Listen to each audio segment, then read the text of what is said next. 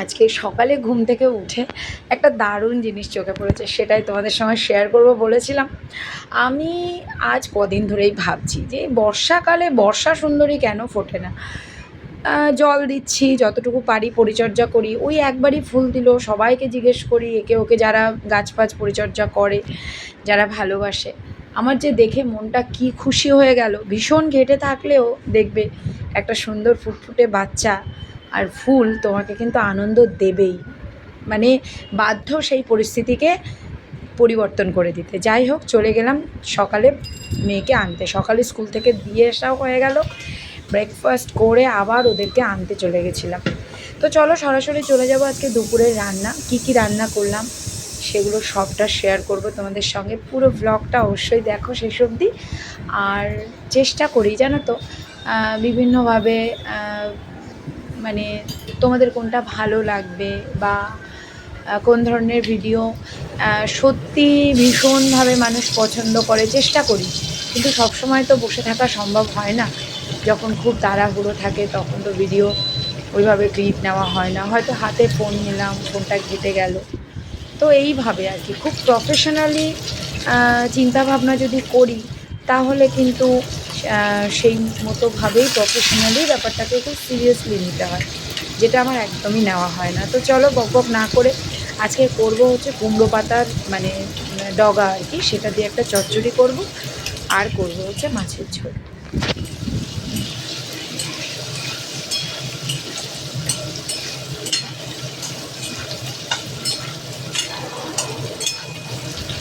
লাউ পাতা বলো কুমড়ো পাতা বলো, আগে থেকে তো একটু প্রেশারে সেদ্ধ না করে নিলে কি ডাঁটাগুলো শক্ত থেকে যায়, অতটা মজে না। যে কোনো সবজি তরকারি যদি মানে টেস্ট আনতে হয় না, একদম পারফেক্ট টেস্ট আনতে হয়, তাহলে কিন্তু সবজি তরকারি অবশ্যই মজতে হবে, তার টেক্সচারটা ভালো না আসবে না নইলে। তো যার জন্যে আমি এই ধরনের কোনো প্রিপারেশান করলে আমি অবশ্যই প্রেশারে কিন্তু একবার দুবার সিটি আমি দিয়ে নেবই। তো যাই হোক, সকালে বাচ্চাদের যেহেতু পরীক্ষা চলছে, সকালে ওদের পেছনে একটু সময় দিতে হয়, নিজেরও একটুখানি গান বাজনা করতে ইচ্ছা করে। মোটামুটি সবটা করার পরে এখন মোটামুটি 1:45 মতো বাজে। জাস্ট আমি রান্নাঘর এবার করবো, 1:30 1:45-2টোর মধ্যে সব রান্না কমপ্লিট হয়ে যাবে, ওদেরকে খেতে দিয়ে দেবো।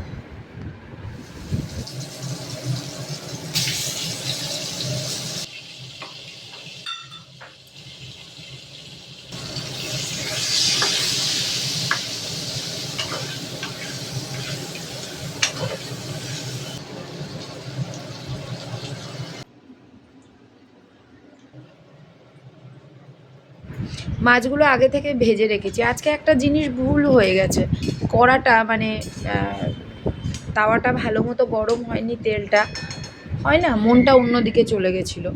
তো দুম করে মাছটা দিয়ে দিয়েছিলাম, মাছগুলো একটু একটু ভেঙে ভেঙে গেছে, মানে তেলটা খুব কড়া না হলে তো মাছ ভেঙে যায়। তো সেটাই হয়েছে। চচ্চড়িটা অলমোস্ট হয়ে গেছে। এবার আমি মাছের ঝোলের মশলাটা করতে এসেছি। হয়েছে কি, ব্লেন্ডারটা একটুখানি খারাপ হয়ে গেছে, মোটরটা জল ঢুকে গেছে।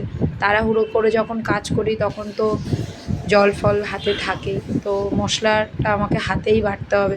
তবে আমি হাতে নোড়ায় বাটতেই না বেশি পছন্দ করি। অল্প একটু মশলা ওই মিক্সিতে দিলে একটুখানি তলায় পড়ে থাকে, 2-4 জনের রান্নাতে আর কত মশলা দিতে দেব। তো ওটা শিলেতে দুবার একটু পেস্ট করে নিলেই হয়ে যায়।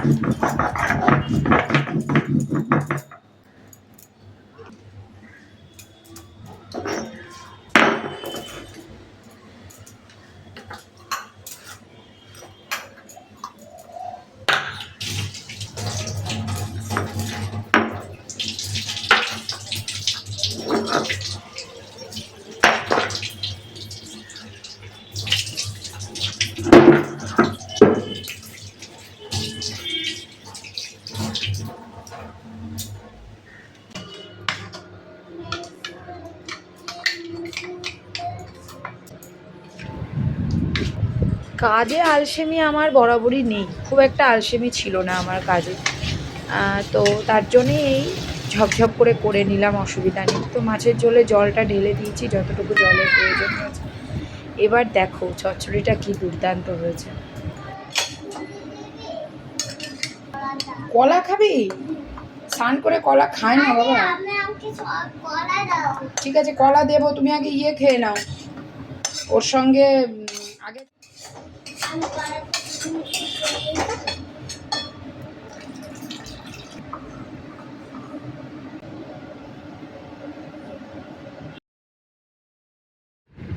এরকম একটা চচ্চড়ি মানে গরম ভাতে আর কিচ্ছু লাগে না। অনেক দিন বাদে আমি শাক এনেছি, বর্ষাকাল বলে শাকটা একটু অ্যাভয়েড করছি, কিন্তু ইচ্ছে করছিল খুব শাক দিয়ে ভাত খেতে। কালকেও কলমি শাকটা রান্না করেছিলাম, আজকে করলাম এই কুমড়ো শাকটা। তো যথারীতি মাছের ঝোল কিন্তু ভাজা মাছগুলোকে আমি দিয়ে দিয়েছি, এবার ঝোলটা ফুটে উঠলেই নামিয়ে দেবো।